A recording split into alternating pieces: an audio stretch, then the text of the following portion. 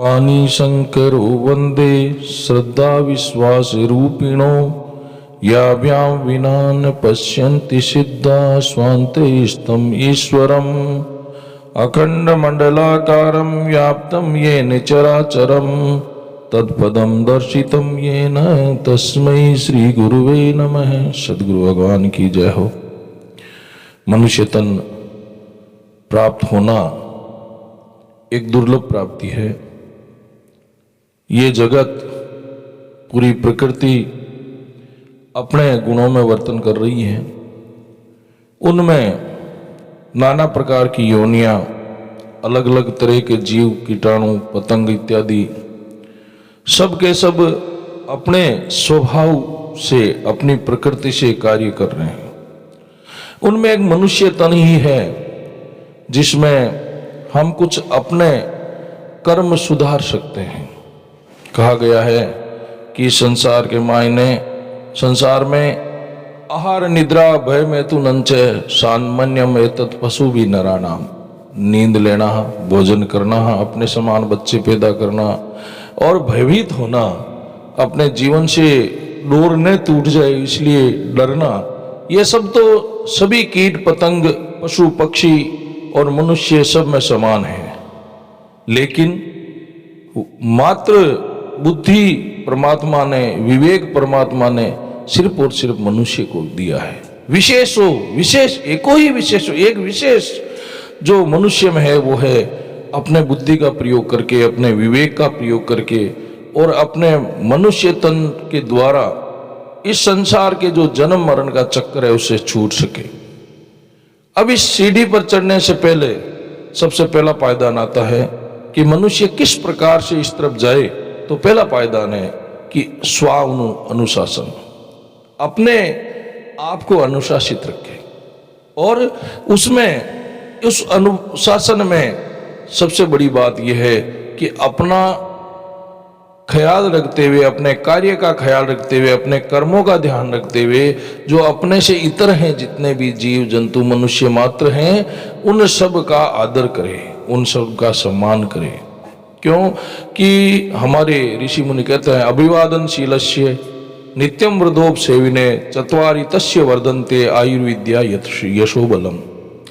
यदि व्यक्ति अभिवादनशील है, दूसरों के सामने झुकता है, नमन करता है, लोगों को नमन करके और उनका आशीर्वाद प्राप्त करता है, तो उस नमन से, उस झुकने से, क्योंकि एक जगह कहा है नानो वजह नान का राई का बाटा 20 से 30 करे तब मिलसी जगदीश।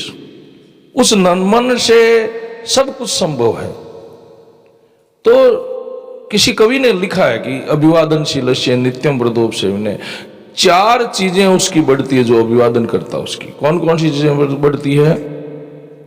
आयु, विद्या, यश और बल।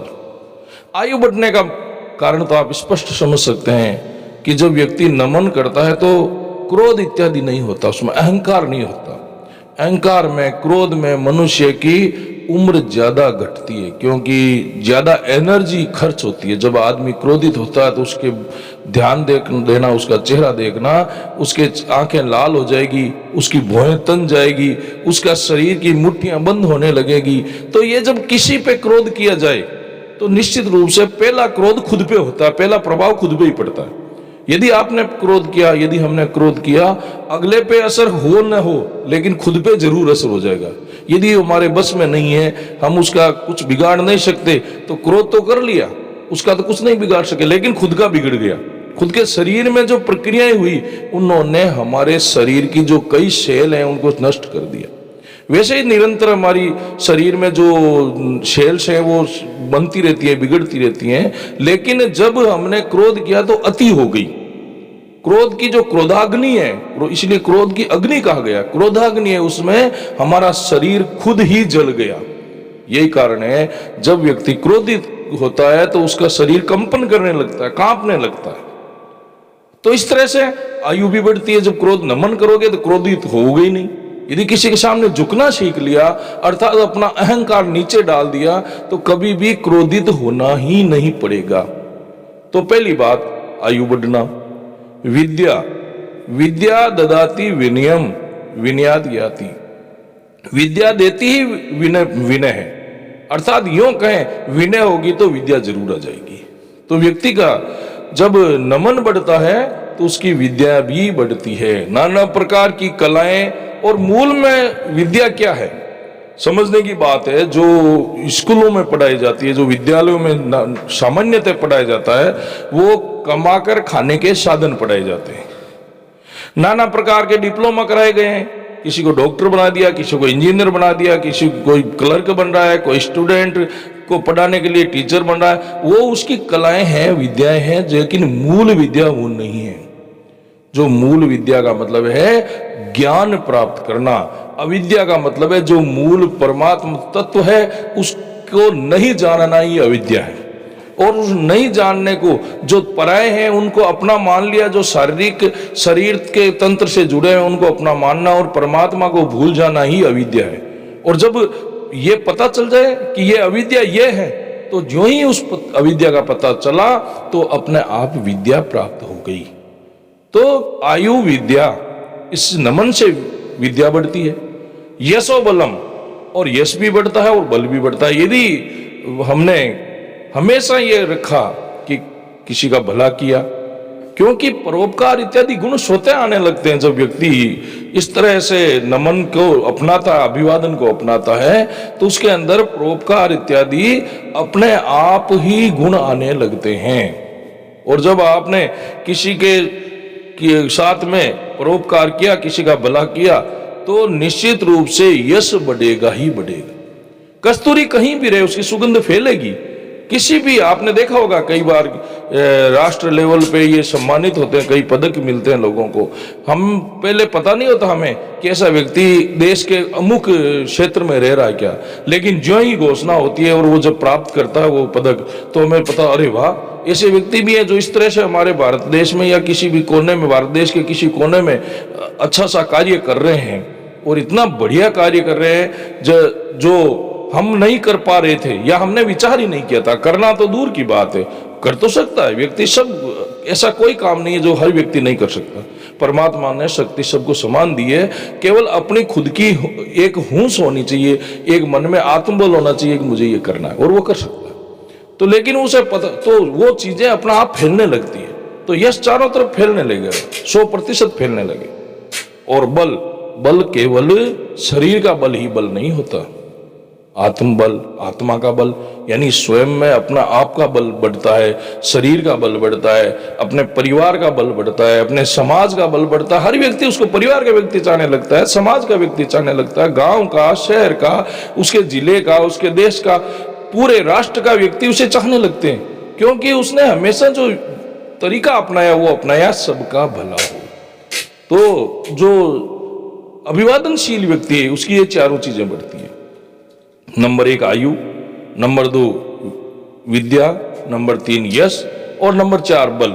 ये चारों बढ़ाने के लिए कोशिश करें अपने बच्चों को, प्रत्येक परिवार में ये श्लोक उनको रटवा दें कि बेटा ये श्लोक रटो, बार बार इसको जब बोलोगे तो ध्यान में आएगा क्या मैं अभिवादनशील हूं।